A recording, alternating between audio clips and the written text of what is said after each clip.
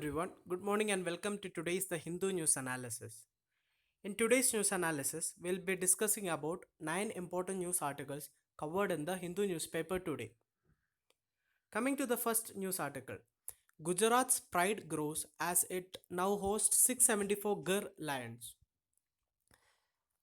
Gujarat's pride itself on hosting Asiatic lions exclusively, and their numbers have risen to an estimated 674 in the Gir forest region and other revenue areas of coastal Saurashtra. So, once seen as threatened by extinction, the lion population has grown by almost 29% from the last count in 2015. So here you can see the graph actually specifies the increase in the population of the Gir Asiatic lion in the Gir forest. So here we have to, from the prelims perspective, we have to see about Asiatic lions. So Asiatic lion population is restricted to Gir forest in Gujarat and in some other areas of Gujarat, and their IUCN category is endangered. So this is very important. Their IUCN category is endangered. And coming to Gir forest is a national park in Gujarat. So Gir Forest National Park in Gujarat, we know that national parks have been increasingly asked in the prelims examination. So it's better to read about various national parks, all the national parks in the country. I'm actually preparing a video on that. You can see that in the YouTube channel. Also, apart from Gir Forest, there are three more national parks in the state of Gujarat. They are Vansda National Park, Blackbuck National Park, and Marine National Park of Gulf of Kutch. So these are the total four national parks in Gujarat. Also, geographically, the distribution is up by 36%. So as per numbers, the population has increased by 29%, and geographically the distribution has increased by 36%. And this increase in the population is powered by the community participation, emphasis on technology, wildlife healthcare, proper habitat management, and steps to minimize the human lion conflict.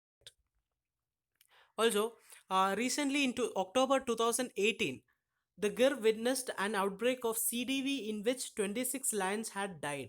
So, what is the CDV? CDV is a disease called canine distemper virus which affects the canine population. So, 36 lions had died due to this disease. So that's all for this news article. So here the focus should be on the Asiatic lion, their category that is endangered, and the national parks in Gujarat. Coming to the next news article, Moscow won't interfere.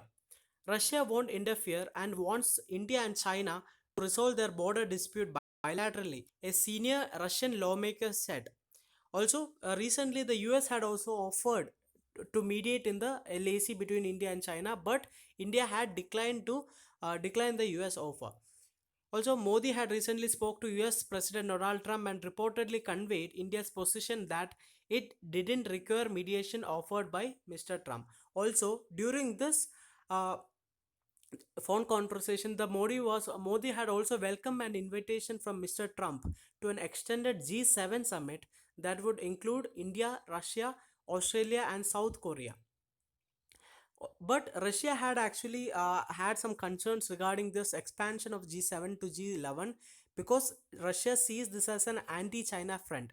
Also, Russia had also said that it will only join if treated as equal members of the group and not just as special invitees. Okay, so here we have to focus on G7. So G7 was formed in 1975, and the members are, as of now, the members are USA, Canada, France, Germany, Italy, UK, and Japan. So here the US president is planning to expand the grouping to include four more countries. They are India, Russia, Australia, and South Korea. So more details about G7 we'll be discussing in a coming article in today's newspaper. Next news article, US report takes note of CAA and NRC. The US State Department has released its annual International Religious Freedom Report, a survey of the state of religious freedom across the world submitted to the US Congress. So this is about the USCIRF report. Also, this report actually talks about the religious freedoms across the world. And regarding to India, it talks about the change in status of Jammu and Kashmir, the Citizenship Amendment Act, and the National Register of Citizens. It discusses in detail the mob lynching and anti conversion laws. So this might create issues between India and US. So the for mains, so this topic is more important from the mains perspective, under the issues between USA and India. So you can categorize the issue between USA and India into various categories. For example, there can be trade related issues, and there can be health related issues, there can be issues related to like a strategic related issue. Similarly, this religious related issue can also be written as one of the dimension under the mains answer writing. The report also takes note of the Babri Masjid decision, and it also mentions about the recent developments in Sabrimala also. The US Commission on International Religious Freedom, USCIRF, it is an independent bipartisan commission of the US. Also, it had also threatened, there was also a threat to downgrade India's religious freedom to the lowest grade. The lowest grade in this report is a country of particular concern. So this will also cause definitely issues between USA and India. So that is all about the USA's USCIRF report. Coming to the next article, new guidelines for import of exotic species. So what is this exotic species? Exotic species, they are animals or plant species moved from their original range to a new one. So that is a trade happens, and the animals or the plants are taken from their original habitat to a new habitat. So these species are called as exotic species. Now, coming to the news article, the Ministry of Environment, Forest and Climate Change has issued an advisory saying people importing exotic live species will have to make a voluntary disclosure. The move comes as the outbreak of a COVID-19 has as the COVID-19 has raised global concern about illegal wildlife trade and zoonotic diseases. So what is zoonotic disease? Zoonotic disease are diseases which are transferred from animals to human population. Right. So the many of the recent diseases are examples of zoonotic disease. For example, the present COVID-19 is also said to have transferred from a wildlife market to a human beings, right? So it is also a zoonotic disease. Coming to Nipah, which happened in Kerala also, it is also a zoonotic disease because it has been transferred from fruit bat to human beings. So any disease which gets transfers from animals to humans are called as zoonotic disease. So what can be the opposite of this? Any disease which can get transferred from human populations to animal populations are called as reverse zoonotic diseases, or they are also called as anthroponosis. So this fact you can note from the for the prelims perspective. So the advisory issued earlier this month defines exotic live species. We have already said the definition of it. Anyway, I'll repeat it. Exotic live species as animal or plant species moved from their original range to a new one. So we all know that there is a agreement called CITES, right? CITES is the Convention of International Trade in Endangered Species of Wild Fauna and Flora. So this the ministry also explained that this guidelines will only apply to the appendix 1, 2 and 3 of the CITES. So what the CITES do? CITES has 3 appendices.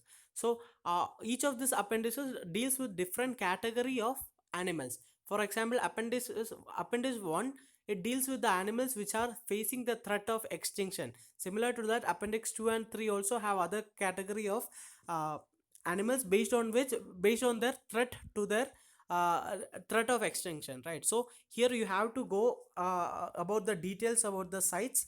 For example, CITES was formed in 90 CITES was it came into force in 1975. It tries to protect the trade control the trade in endangered plants and animal species. It has 3 appendixes, and details about each of the appendix should be clear to you. Also, coming to India's law, India has a law to protect the wildlife of the country, right? So it is called as the Wildlife Protection Act, and it was enacted in 1972. So these prelims related facts you can go through. Coming to the next news article, no Cold War with China, says European Union. The European Union's chief diplomat said on Wednesday that He had assured China's foreign minister the bloc does not want a Cold War, as it accused Beijing of waging a coronavirus disinformation campaign. So we all know that China had mishandled the coronavirus pandemic in the initial days. That is why it had resulted into a worldwide pandemic, right? So also, even after that, there were issues of China exporting low quality medical equipments to other countries. For example, in case of India, the rapid antibody test which was imported from China was said to be defective. So these are the issues where China has been behaving irresponsibility in the wake of the COVID-19 pandemic. Apart from this, China has also indulged in territorial expansion in various parts of the world. For example, in case of South China Sea, it is happening. Also, there is border issues with India also across the LAC. Also, there are issues in Hong Kong, Taiwan, etc. So these are the issues which are happening with China as the center, and countries like Australia and blocs like European Union has started to take note of this China's aggressiveness and taken strict action against this. For example, Australia had asked for a impartial probe into the origins of the coronavirus. Also, the European Union has also accused Beijing of waging a coronavirus disinformation campaign. So the issues are increasing between China and other countries, European countries, USA and Australia and all. So the European Union has said that the China has tried to improve their own reputation by targeted influence operations and disinformation campaign. The usually blunt accusation came in an official EU strategy paper where the officials said that a flood of false healthcare claims, conspiracy theories, fraud, and health speech surrounded the pandemic. It was created by China. Okay. Also, EU Chinese relations have hit a rocky patch as Brussels struggles to calibrate its response to Beijing's growing assertiveness under President Xi Jinping. So here this topic also comes under mains GS2 international relations, where China's assertiveness, aggressiveness and irresponsibility is increasing in the wake of the COVID-19 pandemic. So you will be making a note of all the key issues involving China in the world politics. Okay, so that's all for the news article. Coming to the next news article, S&P affirms India's rating outlook. So S&P, it is also a rating agency. So earlier we have seen that Moody's had downgraded India's credit rating to the lowest level in the investment grade, but here S&P actually maintained the earlier credit rating of India. Global rating major S&P has affirmed the country's long-term rating at BBB minus, so that is still the lowest investment grade, and said the outlook on the long-term rating is stable. But in case of Moody's, the long-term rating was negative. Long-term outlook was negative. Okay, so this is a relief for the India in the wake of the COVID-19 pandemic. If the ongoing reform, it also said that if the ongoing reform process is executed well, the country's growth rate would be ahead of its peers. It also expects that there could be a fiscal consolidation over the next 3 years after a larger fiscal deficit this financial year due to the COVID-19 pandemic. So here you have to know what is fiscal deficit. Fiscal deficit is the difference between the expenditure and the revenue of the revenue of the country, right? So recently, due to the COVID-19 pandemic, the expenditures have increased drastically. For example, the country had announced an Atmanirbhar Bharat Abhiyan, which is a 20 lakh crore package, which turns to about 10% of the GDP. And because for this, the government had increased the borrowing limits also. The government is planning to borrow around 4 lakh crore in excess to what was planned in the budget. So this will definitely increase the fiscal deficit of the country. So when fiscal deficit of the country increases, uh, its rating reduces, its credit worthiness reduces, and rating agencies like S&P, Moody's, Finch and all, they will try to reduce the credit rating of the country, right? So anyway, earlier this month, Moody's downgraded the country's rating to Baa3, which was also the lowest investment grade, while maintaining a negative outlook. So compared to the Moody's rating, the S&P rating is comparatively better, puts India in a better position. S&P expects that the Indian economy to contract by 5% this fiscal. So the contraction in the economy is expected. Even India International Monetary Fund IMF has also said that India's growth rate will be reduced to 1.9% only. It also said that the country's productive capacity has been severely disrupted as millions of workers has had left their jobs to return to home. But it also expected the economy is expected to make a strong comeback in the next financial year as S&P projected 8.5% growth in real GDP in the fiscal 2022. The S&P also highlighted the resilience of the Indian economy compared to the other economies of the world. Coming to editorial of the day, look back in relief. So this is related to the migrant crisis. The worst may be over for the country's interstate workers. Many have returned home. More may be accommodated in Shramik trains scheduled to run, and some, it appears, do not mind staying where they are for work now that the unlock phase has begun in many parts of the country. Also, the Supreme Court has set some measures for improving the condition of the migrant workers. The court has fixed a 15-day deadline for the completion of the process of transporting all of them back home.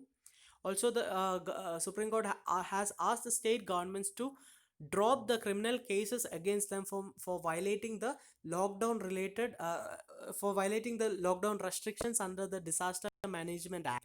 So yesterday we had seen that uh, there was a chance that the migrant workers could be put in prison for 1 year or fined or even both for violating the restrictions put by the lockdown. So this punishment can be done under the Disaster Management Act of 2005. So the Supreme Court has told that the no criminal proceeding should be taken against the migrant for lockdown violations. The Supreme Court's intervention on its motion may have come too late, though there ought to be a sense of relief over the improvement in the situation. So, going by the official claims by the center, as many as 57 lakh migrant workers have returned to their hometowns as of now. So, this is a big number, right? Also, the idea that both authorities and the courts are making an effort to ameliorate the living conditions is an undoubted source of comfort and relief. So, even though the Supreme Court has intervened late, so at least even so something is it's better to be late than and not doing anything, right? So anyway, the Supreme Court has intervened as of now, so that comes as a source of relief for the migrant workers. Also, there are some other directives which the Supreme Court has told. It made all the state governments file comprehensive affidavits on the action they had taken to facilitate the return of the workers, provide them with immediate relief, and arrangements made for food and water for them during the train journeys. So it has further asked the states to spell out their plans for registering all the workers, their skills, their areas of employment, and the different welfare and employment schemes meant for them. So the court has rightly asked the state governments to give an affidavit on what all measures they have taken to ensure the safe return of the migrants to their respective states. So after receiving the affidavits, if the government should be the court should be taking actions against the state government if the state governments have failed to do uh, any of their work which were expected from them. Overall, the court's belated intervention has occasioned a moment of much needed introspection for everyone concerned on their responses, attitudes, and shortcomings. So, this is what the editorial talks about.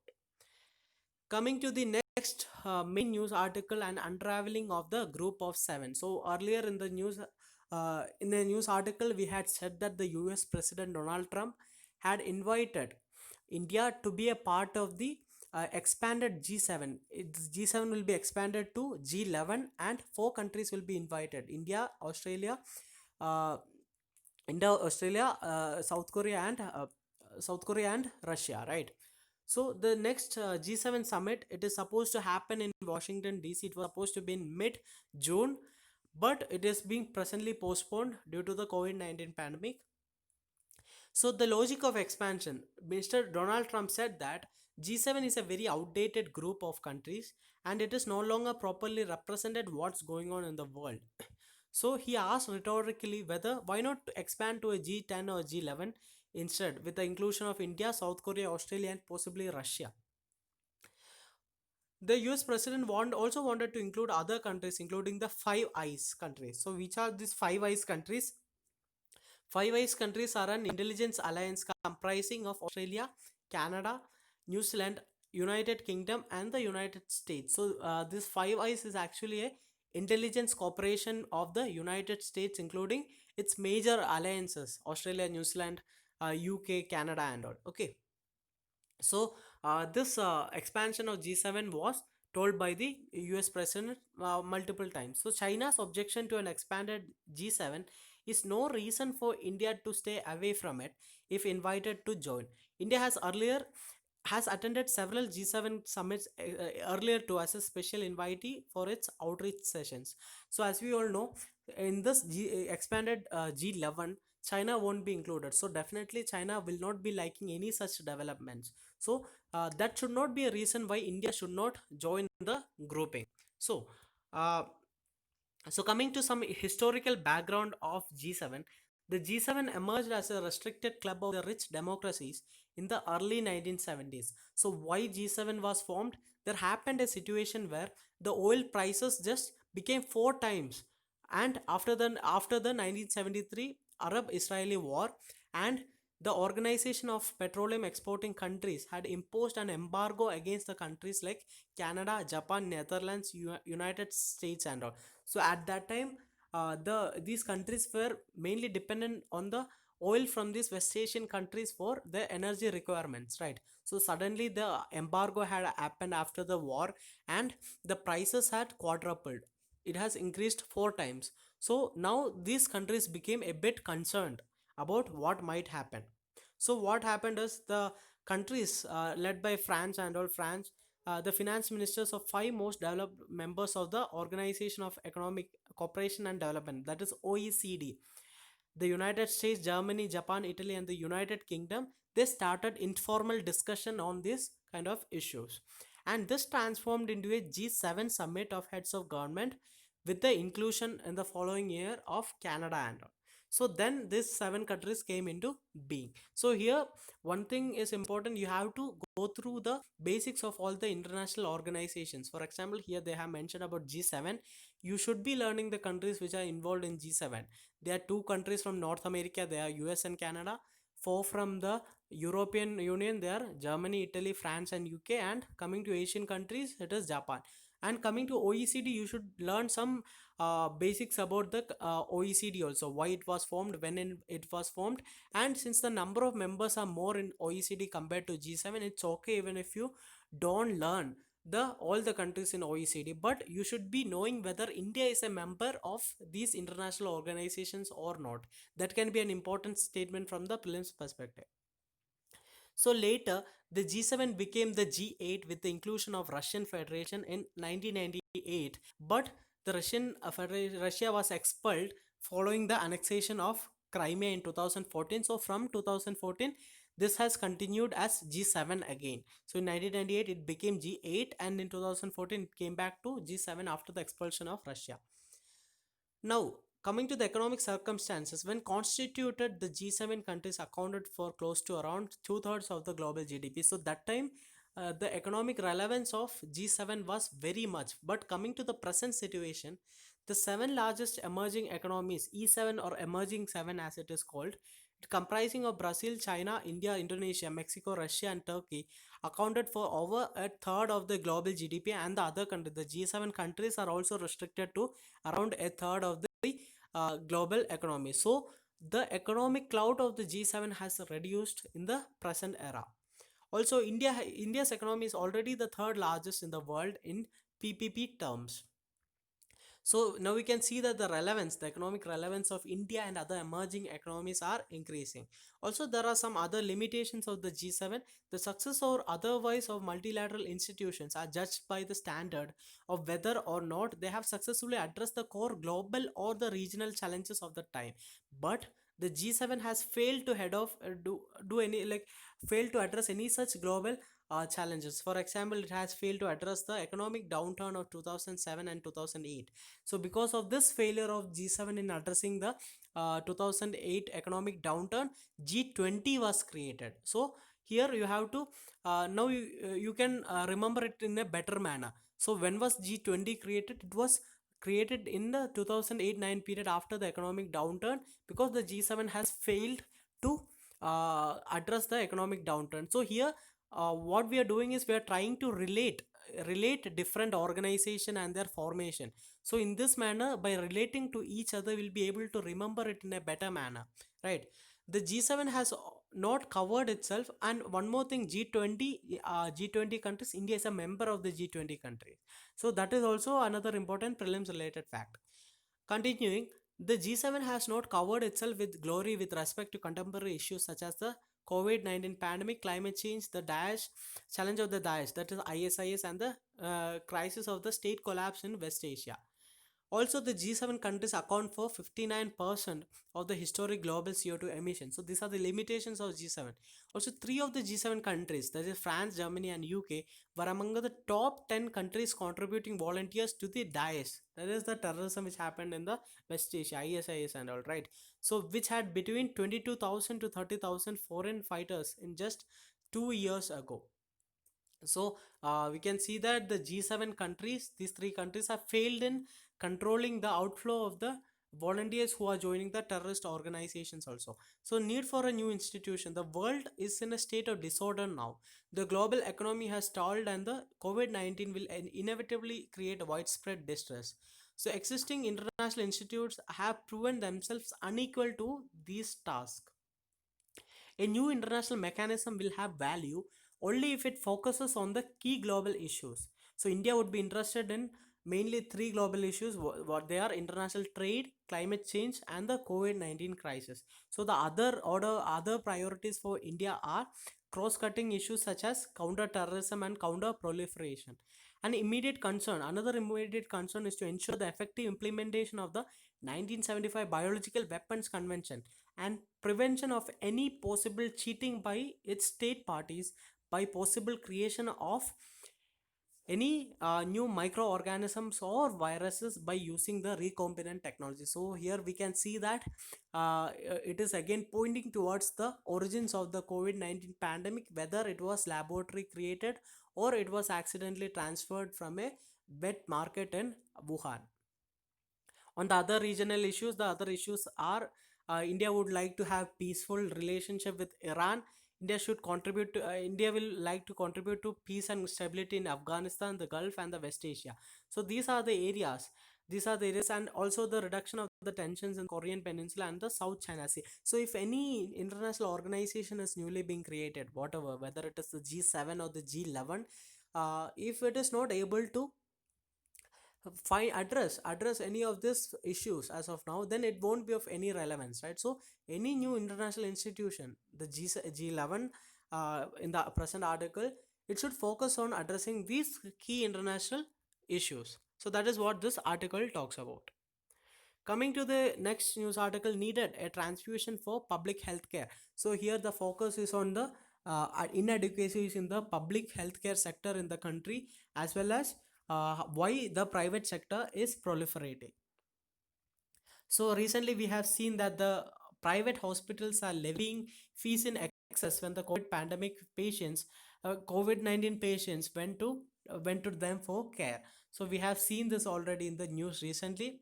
So why do we have so many private hospitals in a poor country as India? We have also the statistics say that we have more hospital beds in the private sector than in the public sector. So why this much proliferation of the private sector healthcare in the country? So the some of the reasons are, the main reason is the lack of adequate public health care. And what are the two main reasons for this lack of adequate public health care? The first one is, since independence, India has quite rightly focused on the larger picture. That is, the priority was on the provision of the primary healthcare and the peripheral level, that is preventive measures, immunization, maternity and pediatric care. So this was the right step at that point of time. The focus was more on primary healthcare rather than hospitalized healthcare like secondary, tertiary and all, right? So however, because of this excessive focus on primary healthcare, not enough hospital beds and specialized facilities were provided by the public sector during this time. So, this exploiting this situation, there was an explosion in the demand of the goods. Uh, there was an explosion in the demand of the good quality healthcare. Now, private medicine was quick to capitalize on this demand. So, that is one reason why the private healthcare has increased in the country. Coming to the second reason, the lack of adequate investment in public health. The Indian government spends an abysmally low 1.3% of the GDP on the public healthcare. So this is a very low, very low percent of the GDP which is being invested in the public healthcare, right? So anyway, it is estimated that there are more than 1 million unqualified medical practitioners, mostly in the rural areas, most of them providing basic healthcare, charging a modest fee. So this is one of the issues with another issue with the private sector. The first issue we have already discussed is the high cost of healthcare which is charged by the private sector. And the second issue is that it is estimated that there are 1 million, more than 1 million unqualified medical practitioners, that is quacks are there in the medical profession. So this is another main issue which is related with the private sector. So what has to be done? What is the way forward here? The way forward is that the public healthcare system desperately needs higher government spending. Healthcare cannot be left to private medicine in a developing country, or indeed in any country. For example, even in case of USA, where the health system is entirely privatized, it was not able to cope up with the COVID-19 pandemic. But we're coming to a country like South Korea, where the entire government system is nationalized. They have a nationalized public healthcare system. So they were able to successfully control the COVID-19 pandemic. So this should point out to the need that public healthcare should be invested more in, right? There should be more public investment in healthcare rather than private investment. Also, the training of the doctors and the healthcare workers also need to be the responsibility of the government mainly, rather than giving it to private institutions. And also the private institutions will need to be regulated. Costing and auditing of care and procedures need to be done by independent bodies. No hospital, business, institution or individual should profiteer from a national calamity such as the COVID-19 pandemic, which is happening as of now. So it is true that the private sector works on profit, so there can be a margin of profit, but it should not result in excessive profiteering. That is what this article talks about. Coming to the other news article, policing the police is not enough. Page 7 here. This is related to the death of an Afro-American called George Floyd in the US. And the article discusses about the police reforms and all, like what is needed. And a more balanced perspective is given here, the uh, where the side of the police, the situation of the police is also shown in a better manner. So please go through this article in page 7. So that's all for today's news video. I hope you like the video. Please press the like button, subscribe to the channel and share the video with your friends. Have a great day. Thank you.